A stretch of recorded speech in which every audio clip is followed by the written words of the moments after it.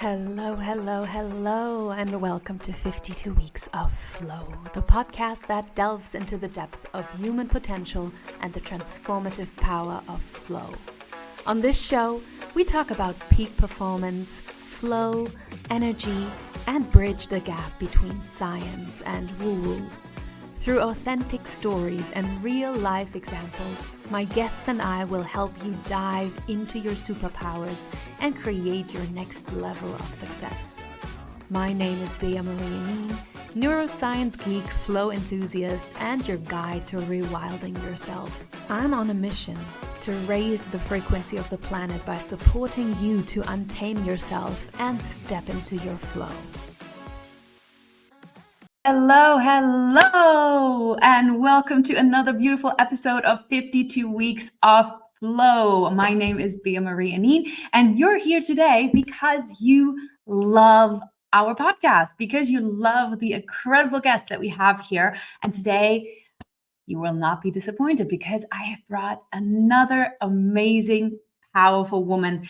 Her name is, I will completely butcher her last name. We talked about this before, but I'm just going to say her name is Kübra, and her story is really, really inspiring. She went from being a scientist to being an intuitive astrologer and artist who does like crazy paintings that she brings into her coaching. But I will let her tell her story because she can do that a lot better than I can. So welcome to the stage, Kübra. Hello, Bea-Marie. How are you?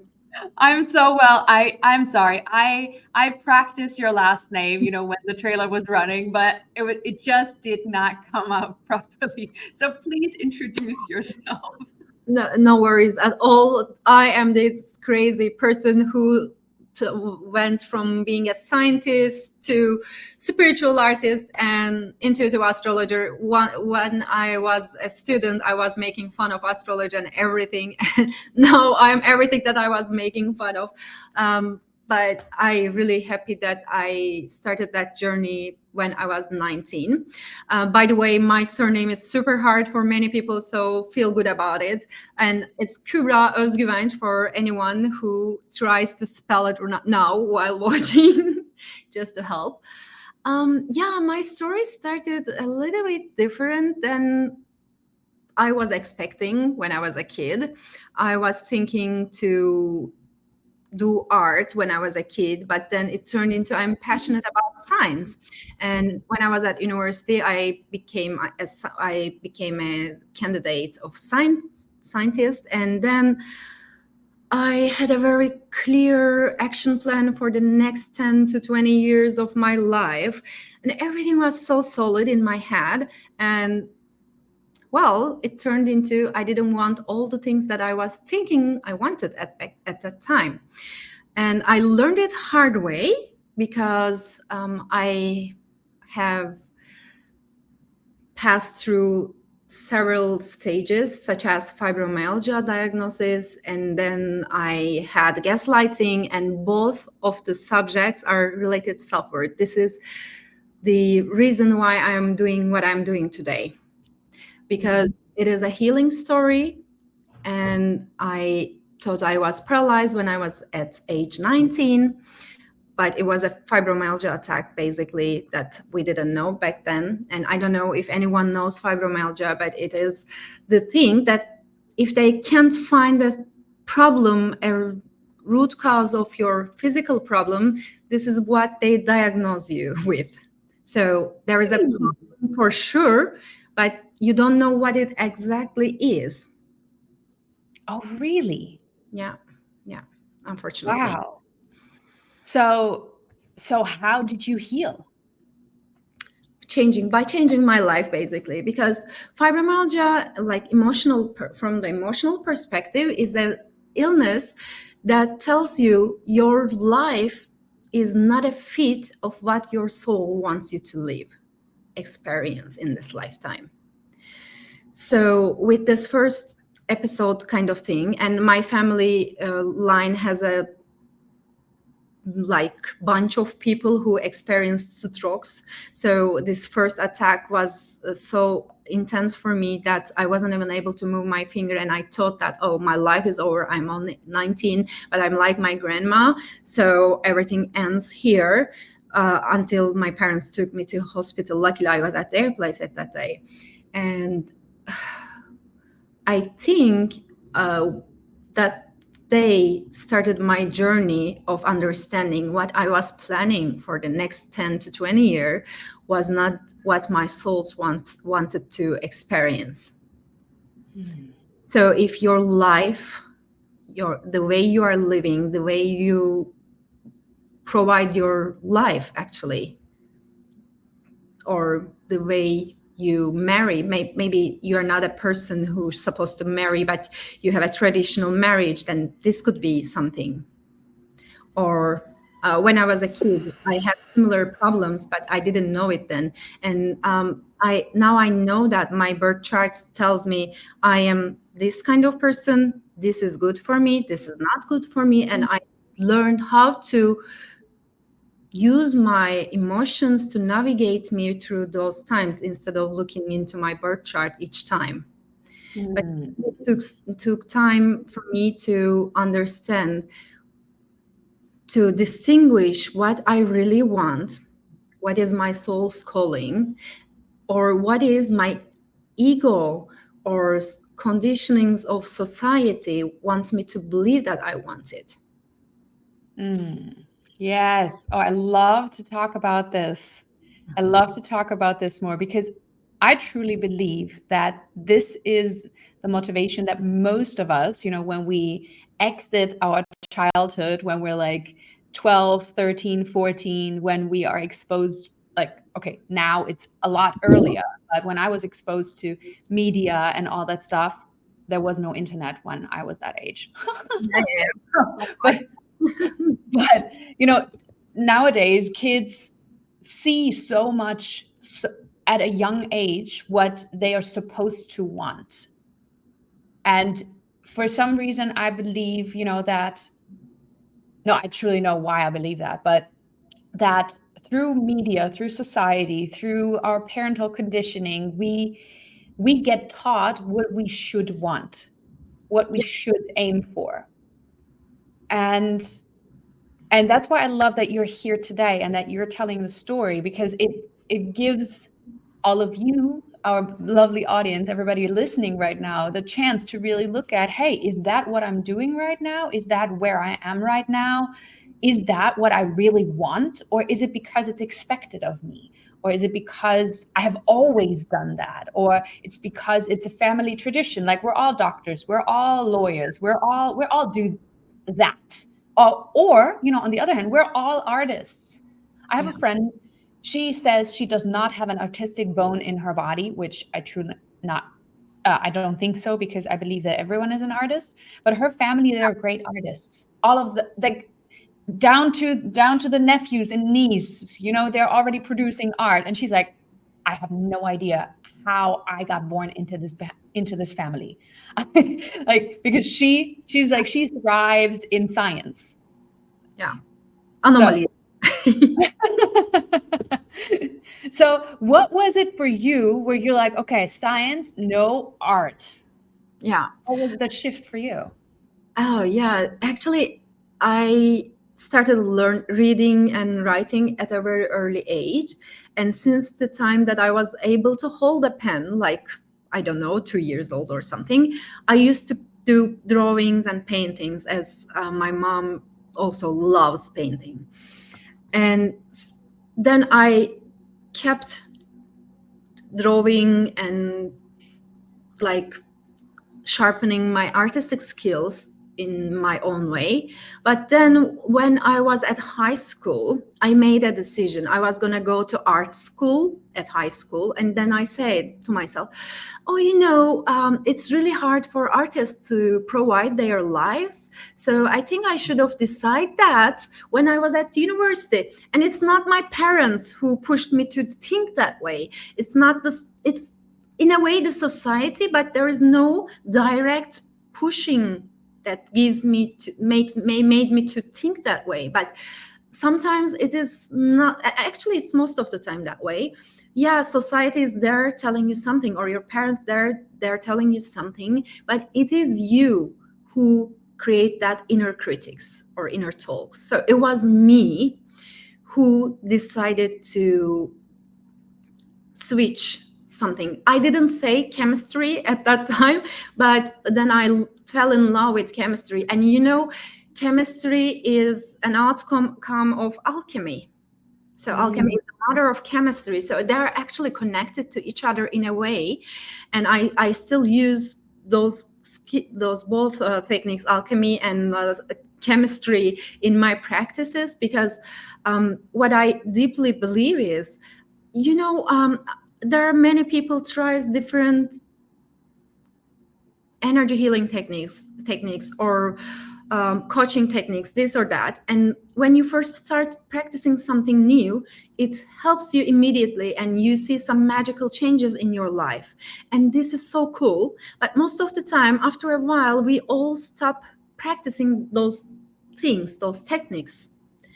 Because imagine like there is a pothole and there are leaves on it.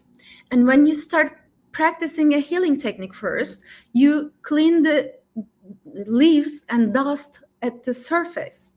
And it's so quick. And when you take out all the trash from the surface, you receive the sunlight immediately.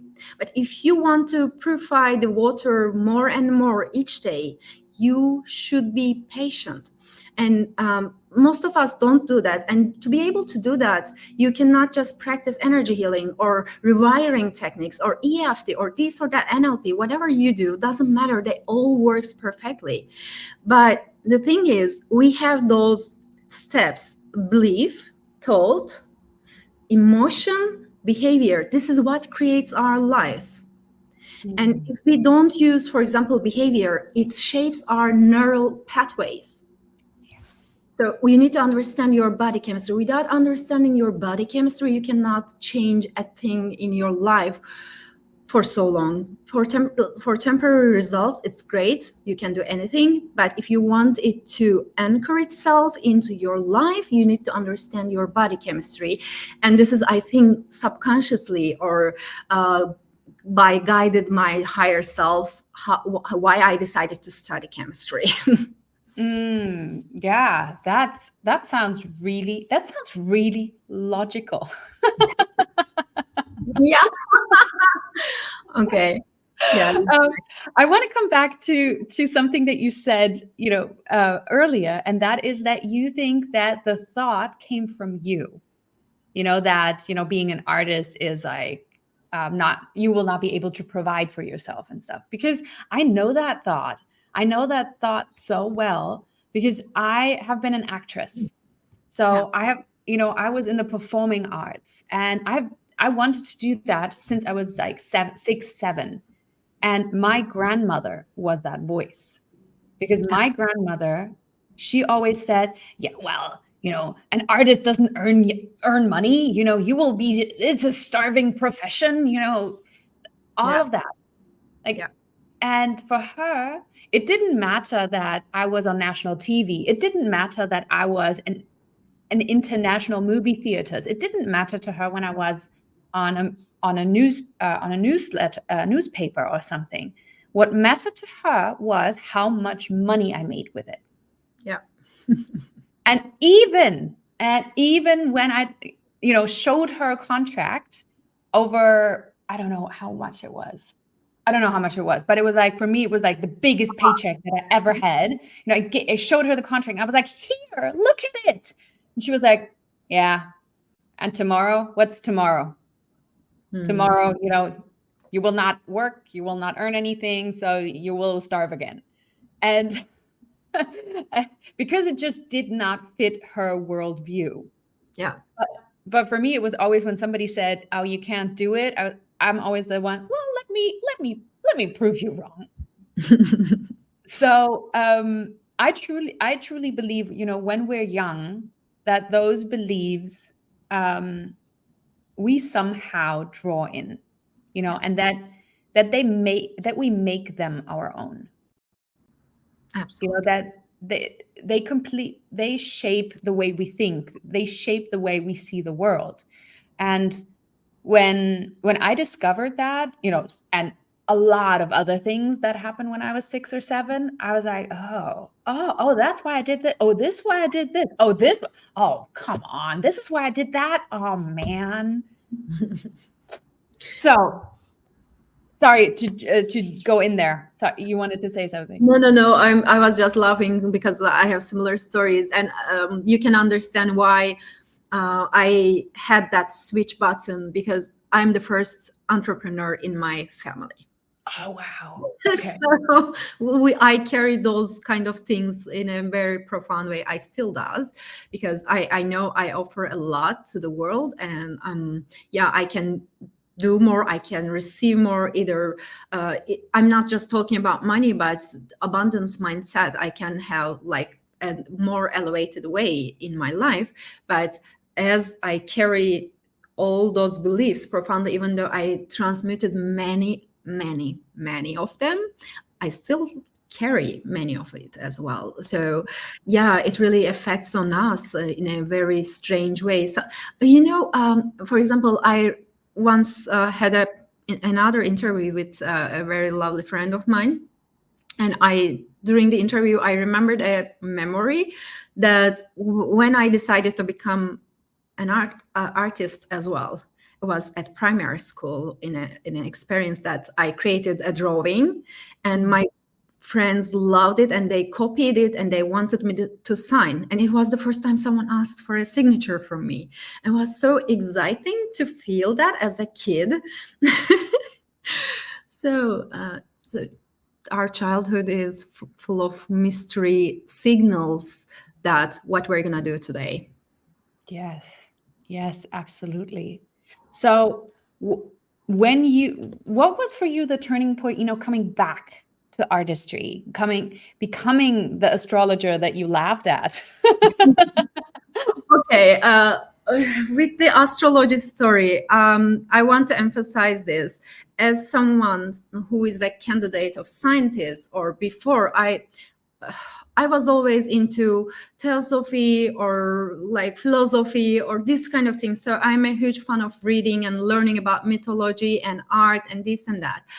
But when I read the daily newspapers or magazines, when you see a sign, a zodiac sign, today or this week you're gonna have this or that, I was feeling like, come on, whichever I read that can fit me. Almost they all fit you for the Yeah. daily forecasts.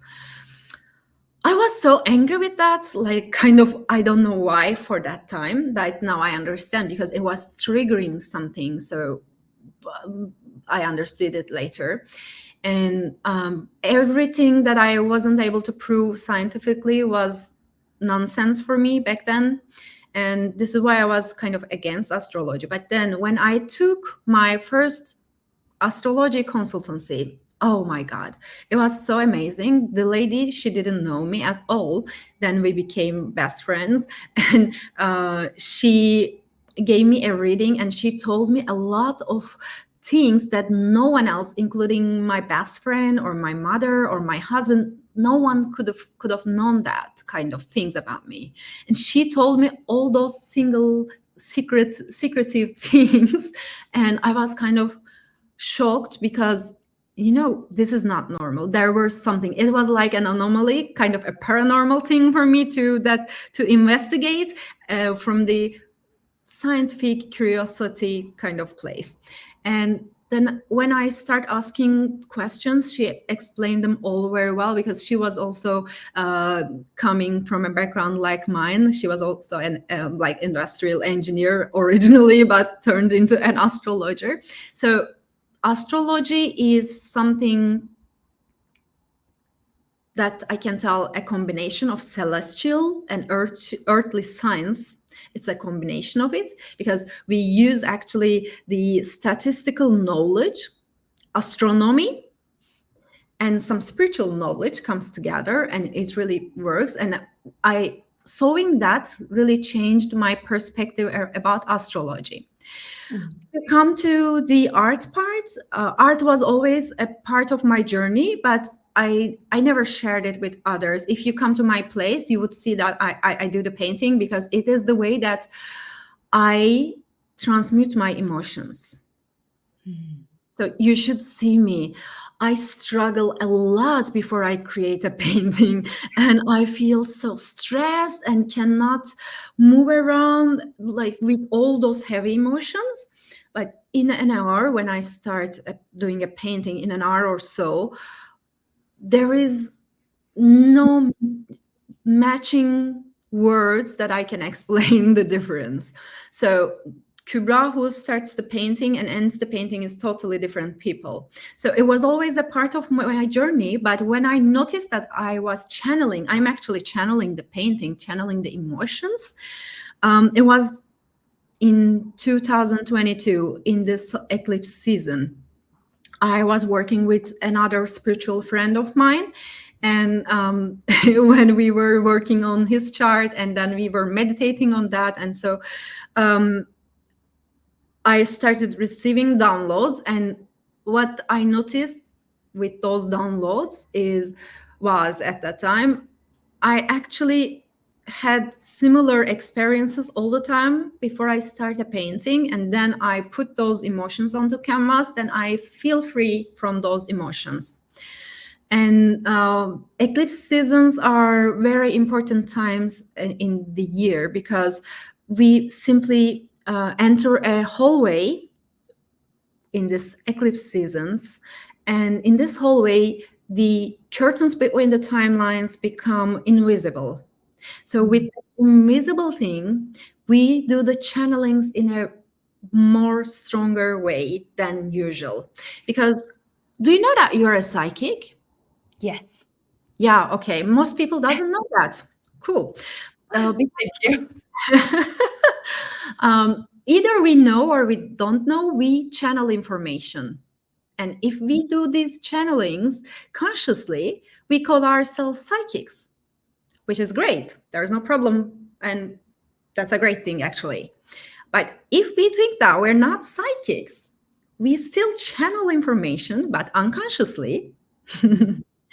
And we create emotional patterns by those emotions, those energies we channeled. Because there are plenty of Kübras and Bea-Maries all across the universes, not just one universe. So, and you channel from different Bea-Maries because you are in a position that have a better or higher frequency than the others. Of course, there are other Bea-Maries that has higher frequencies than you, but we always try to help lower frequency versions of ourselves by channeling the information, which are the emotions. And when we do channel them, they come in a more dense way into this plane. So we create those emotional patterns by doing that. And we always ask ourselves, okay, why is it always happening to me? You know, there are those cosmic things we experience, but there is no logical or rational explanation of them.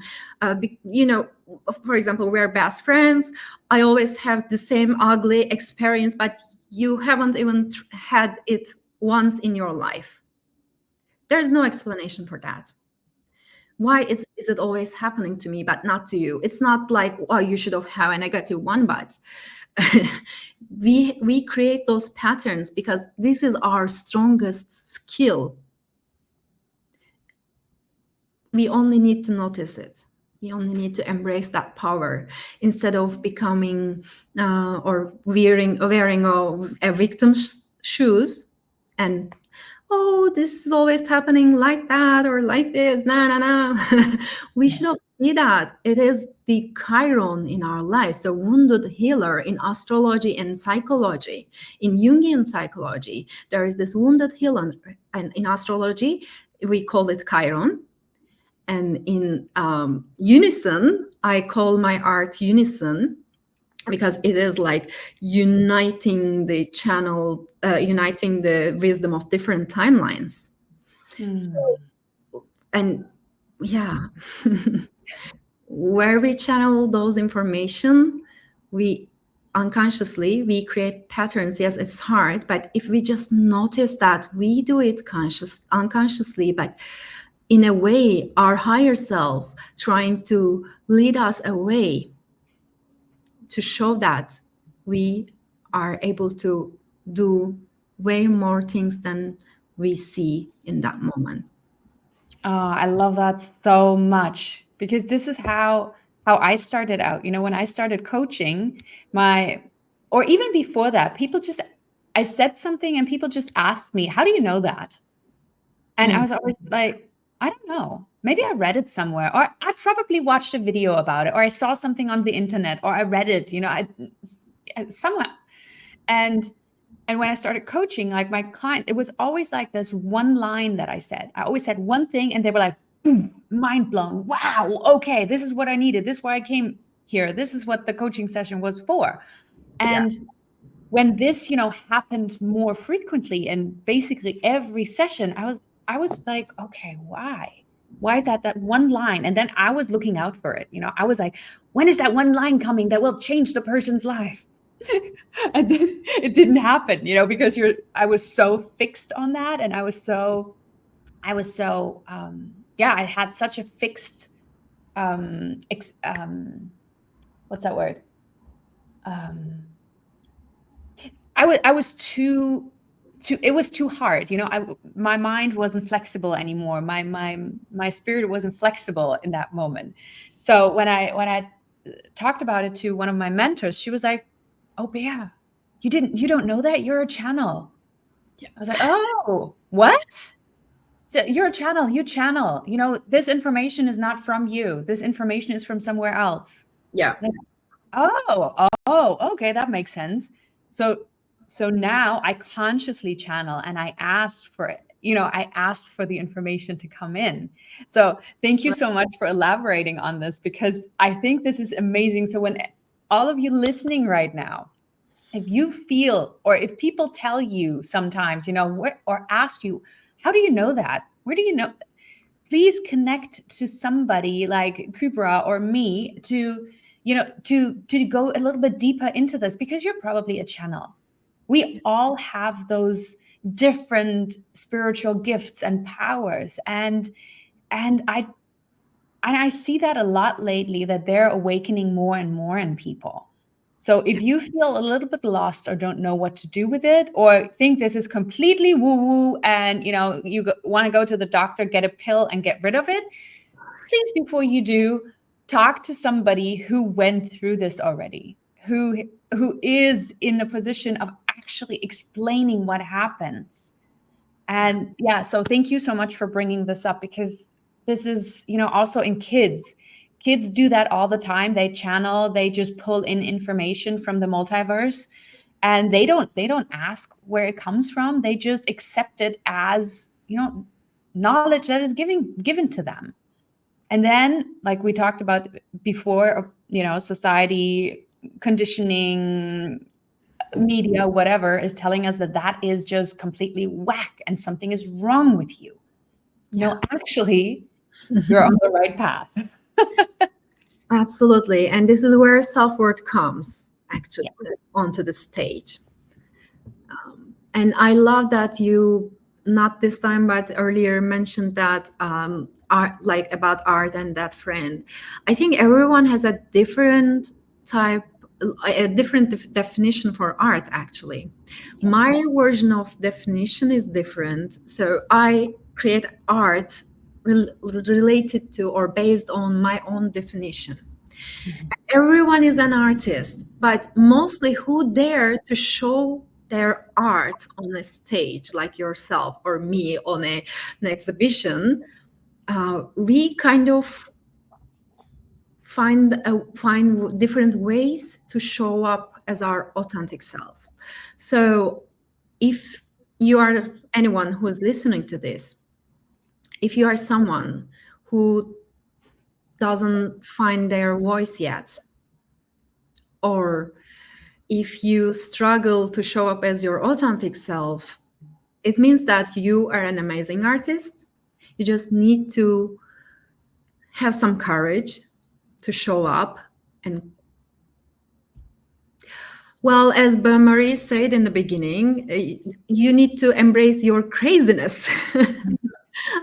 I love my crazy side. I really love it. I do things that many people around me back then wouldn't do, or they would have considering me as crazy, really.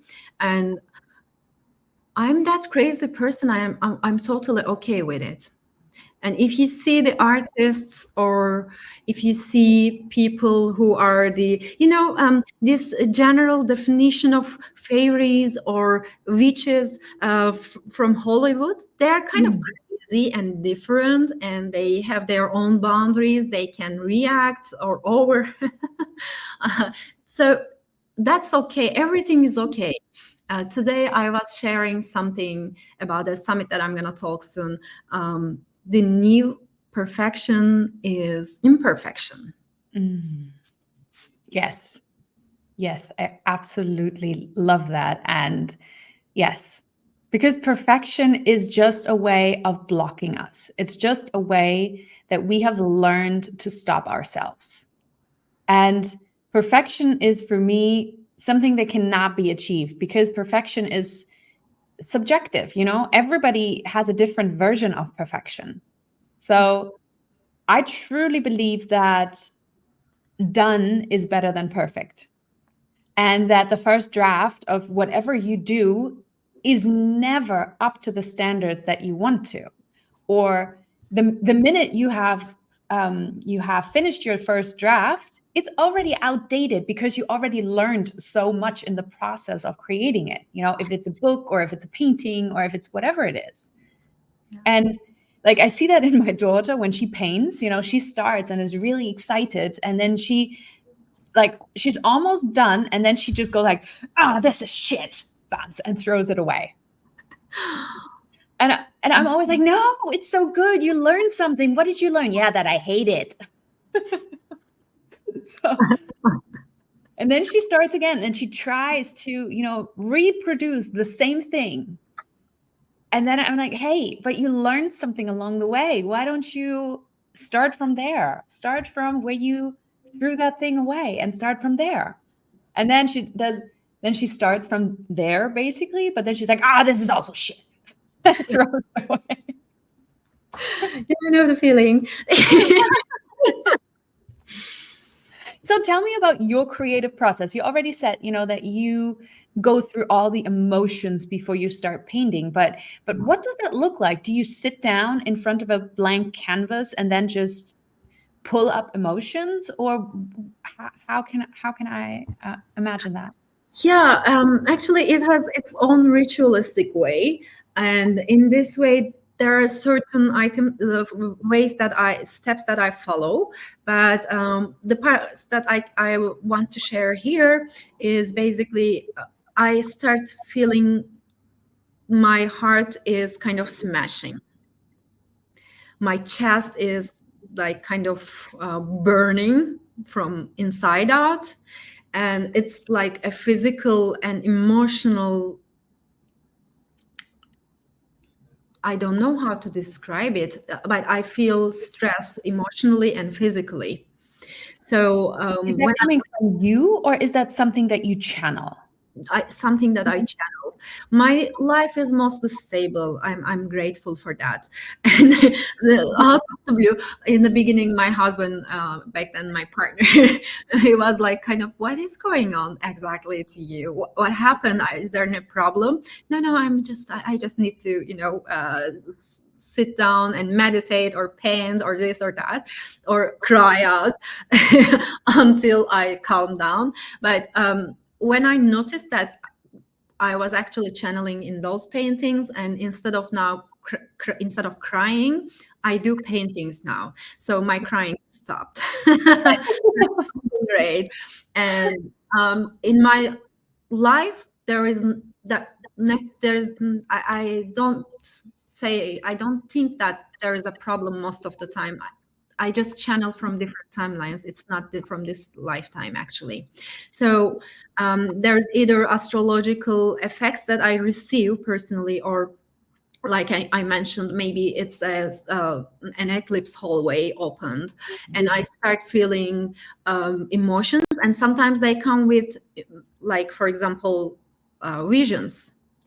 Oh, I've seen, I'm like, for example, some thought leaders' lifetimes as well. It's not I'm them. I don't believe there is a past life or reincarnation, but everything happens at once, and in different timelines. So I have a connection with those timeline and with those people for some reason. For example, I have a very profound connection with Mary Magdalene, and when I was working on my, yeah, I love her. She's an amazing leader in my life that I'm connected with. And with Mary Magdalene, I went to crucifixion of Jesus in these visions, and I did a painting of it. And it's one of my favorite painting of all time, to be honest. And what I noticed later on while working on this painting, the Chiron is in my money house, my self-worth house, and in my astrology chart. And there is one particular thing I really had trouble to get rid of or transmute in my life about creating not money, but some opportunities. And once I noticed that through this channeling, it is so good to remember this one. So you remember Chiron was the wounded healer in a chart. So Chiron settled in this house, and I saw the connection of Mary Magdalene and that house. So I did the work to honor that connection and move forward. And since then, I experienced so much magic, not just only in my life, but I also attract people who needs to work on this painting. For example, in my coaching sessions, I use those paintings that I channel. And people who I work with this painting, they also have the same experience, the same expansion in their lives. So expansion mentor is kind of attracting me. So it's a great expansion to release those emotions that we channel. And when I just channel, I just bring it into life, but we all have similar connections in the same lifetimes. So it's not that I was Mary Magdalene necessarily, but I have a connection with her, and I really need to learn things from her. And it's not only me, you are connected with her as well. Or people who wants to work with me, most of the time, they are connected with her in a very profound way. So we use that container of paintings to embrace and honor those connections and release the blockages that we carry since then. Because we don't have to belong to exact the same bloodline to inherit those, emotional, I don't want to say blockages, but it is something that she has chosen me to release. So I did it for not only myself, but for the collective as well. So we all work for ourselves, but also we all work for the collective. Yeah. And that's why I love that you called your art, that you called your artistry unison. Thank you. Right? Because it is what you say. It is, we're all connected. It is, we're all coming together. And when we heal others as well. So if people want to reach you, how can they reach you? Where can they find you? Well, if they type my name and surname anywhere as Kübra Özgüvenç, it's only me on the earth plane. So I unified my other selves in this plane at least. On Instagram or my website, both are Kübra Özgüvenç. So I'm pretty reachable through both of these platforms. Wonderful. And if that was too fast for you, all those links will be underneath the video if you're watching us on YouTube. don't forget to hit the bell to never miss an episode. Or if you're listening to us on Spotify or Apple or wherever, all of the links will also be in the episode description. Kübra, thank you so much. This was such a beautiful, expansive, enlightening conversation with you. Thank you for your time. Thank you, Bea-Marie. It has been a pleasure for me to be here. Thank you so much for having me, and much love to everyone. And I want to add one more thing, if you mind. Yeah. I believe that we connect for some reason with anyone, either they're listening to us or you and me. We connect for some reason, and made our reason to come together today or whenever you are listening to this episode. Please embrace your own worth, because once you reconnect with your self-worth, you can then reveal your authentic self, your highest potential, or whatever you want to achieve in this lifetime. And yeah, this is what I wanted to say. And I love that. That is the perfect closing for this episode. Thank you so much. Much love. And that's it.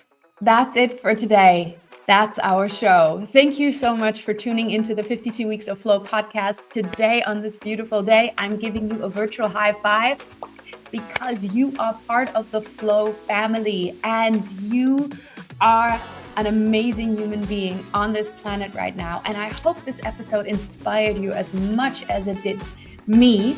So please, if it did, or even if you have questions, reach out to Kübra and, send her some love.